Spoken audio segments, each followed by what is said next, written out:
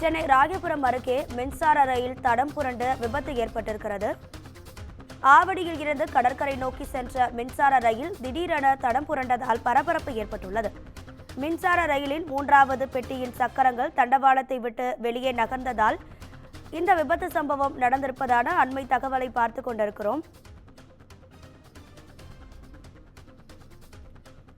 இது குறித்தான கூடுதல் தகவல்களை தருவதற்காக நமது செய்தியாளர் சுப்பிரமணியன் இணைப்பில் இருக்கிறார்.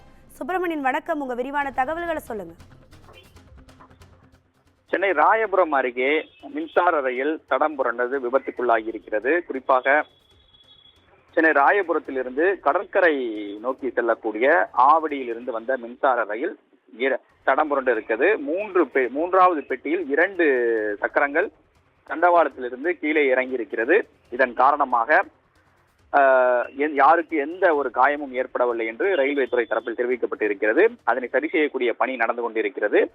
யார்டுக்கு செல்லக்கூடிய இந்த மின்சார ரயில் விபத்து ஏற்பட்டிருப்பதாக தெரிய வந்திருக்கிறது. இதில் ரயில் சேவை எந்த ஒரு பாதிப்பும் இல்லை என்று கூறப்படுகிறது. அது மட்டுமல்லாமல் பயணிகள் யாரும் அந்த ரயிலில் இல்லை என்றும் ரயில்வே தரப்பில் தெரிவிக்கப்பட்டிருக்கிறது. ராயபுரம் ரயில் நிலையத்திற்கு அருகே இந்த விபத்து நிகழ்ந்திருக்கிறது. உடனடியாக ரயில்வே ஊழியர்கள் அங்கு சென்று சரி செய்யக்கூடிய பணியில் தற்போது ஈடுபட்டுக் கொண்டிருக்கிறார்கள். உங்க தகவல்களுக்கு நன்றி சுப்பிரமணியன்.